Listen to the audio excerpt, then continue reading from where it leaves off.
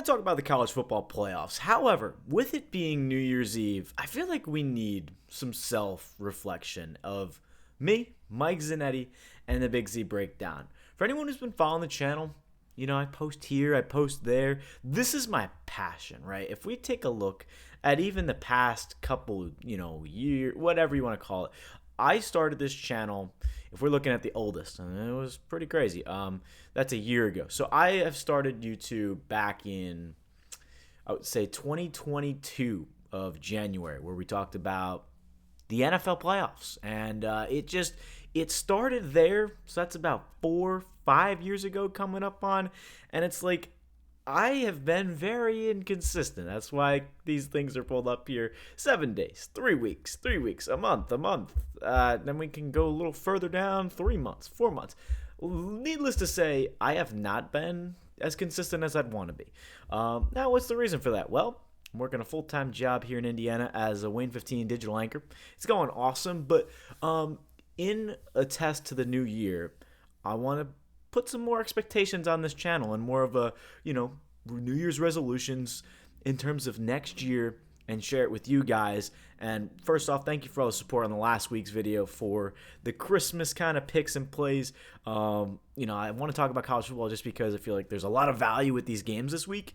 And obviously Christmas didn't go according to plan. But before we get in the video, let's talk about some New Year's resolutions. So before the NFL season started, I kind of made a goal to say, hey, let's hit 1,000 subs. And, didn't hit it, but I think that's more on me than it is anything else, just because, I didn't post. So it is what it is. But I'm gonna go pretty all in here with, obviously I can't really go full time. Working 40 hours a week as a separate job as your total income, it's a lot. But this is, I would do this for free. I don't make any money off YouTube. I'm making more money off of TikTok. It's not much. It's like, be honest with you, like grocery money. But no, this is the goal, the end all be all, and we're going to see how it takes us. So I think we're going to set a higher goal of 5,000 subscribers by the end of the year, because if I can post consistently, I think that's the goal. As for TikTok, I want to hit 25, 30. We're currently at 18,000, so that is going pretty strong.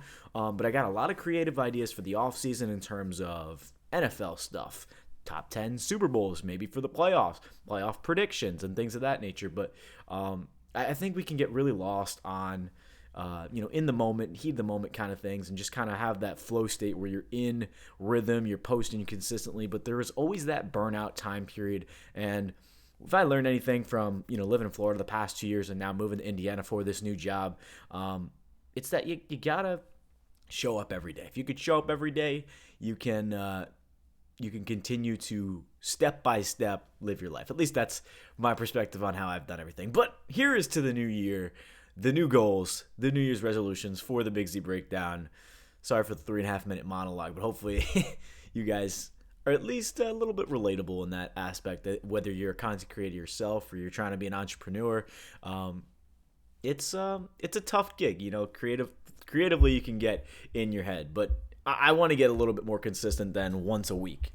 I feel like I need to be more present and more, the views. I'm not really discouraged by that. But if we're going to take a look now at the college football playoffs, it's an interesting bracket. I'm so far of a perfect bracket. The problem is I picked Texas Tech, and I think it's a toss-up between Texas Tech and Indiana to win the college football playoff. Now, a lot of people may say it's Ohio State, but I don't think Ohio State's going to win it all. Even with Texas Tech, their defense is really dominant.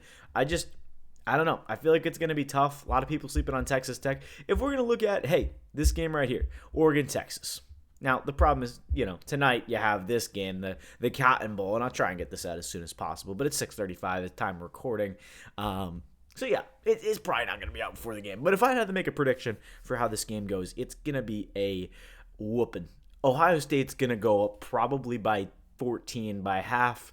And, as good as Miami's defensive line is, it's just not good enough. So, love what he's been able to do this season. I don't know why I said Cam. I was thinking Cam Ward. Carson Beck, unfortunately, I think Notre Dame would put up a little bit more of a fight. But Matt Patricia's defense for the Buckeyes, unreal. So you'll see a similar trend from last year too. Penn State, Boise State, that was a weird first round.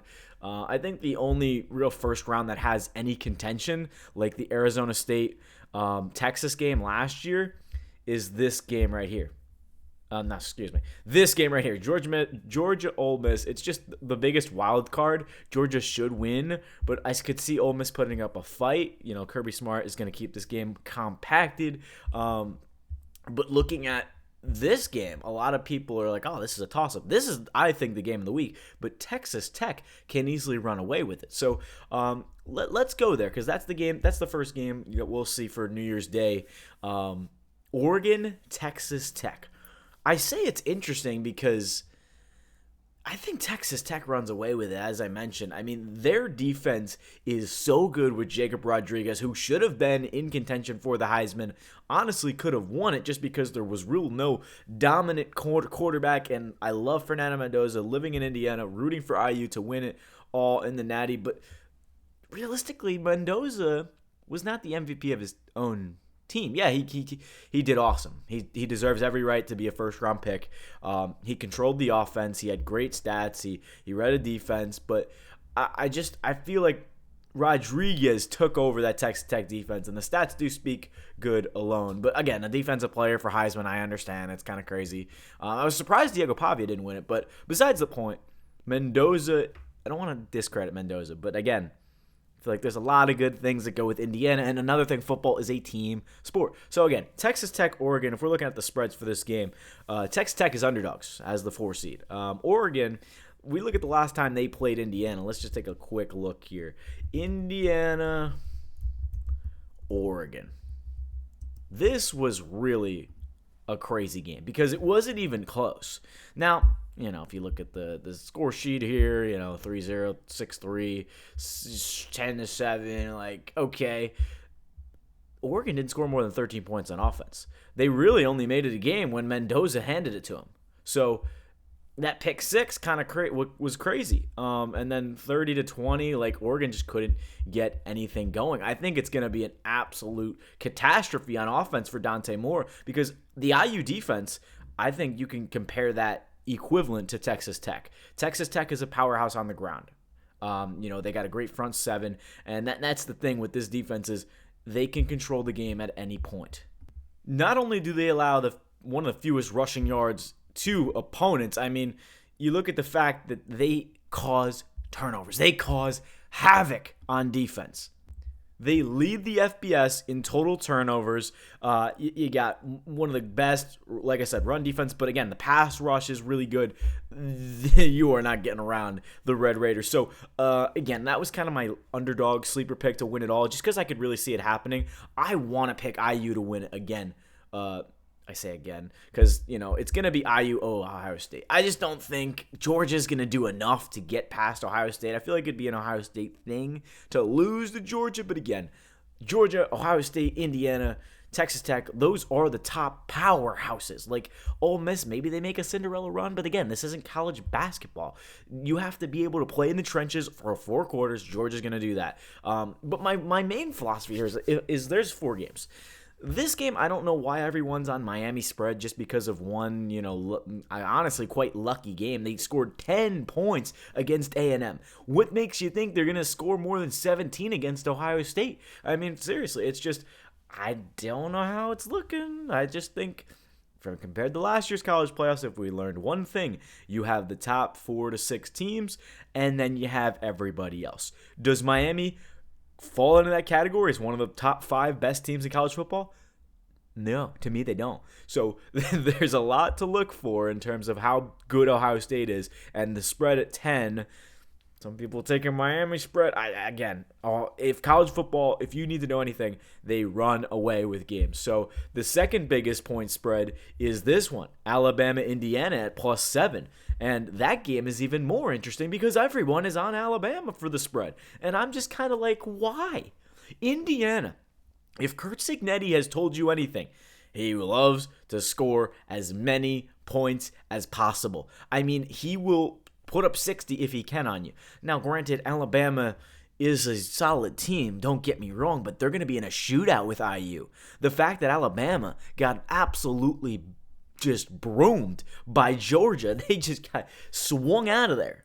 I mean, that game proves to me that they don't belong with the top teams. And Indiana has proven with their defense and Fernando Mendoza time in and time out that they are going to absolutely mollywop Alabama. So the spread at 7 is just eye-popping to me. This should be a 13-point spread. And no disrespect to Alabama, but Indiana is going to kill this team. If they couldn't get anything going against Georgia, I mean, let's just look at the game.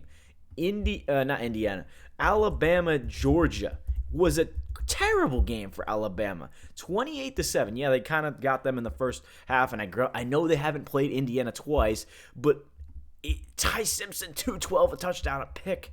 They couldn't get anything going on offense. They scored 7 points. They had an opportunity to go for 14, but my point exactly is the defense is not going to be able to stop them. And I know Indiana doesn't really like to control the clock. I mean, you can't really see it here, but the time of possession is just crazy at the moment. It's 36 minutes to 23 minutes for Alabama to Georgia. Georgia had 13 more minutes time of possession, so that's another thing you got to look at. But again, I know Indiana hasn't played this team. However, they've been, if you know Kurt Signetti, he's definitely doing all of his film research on, okay, what is Alabama running? How can we stop them defense? Like, again, that kind of a coach that you need to prepare. I don't know. I trust him.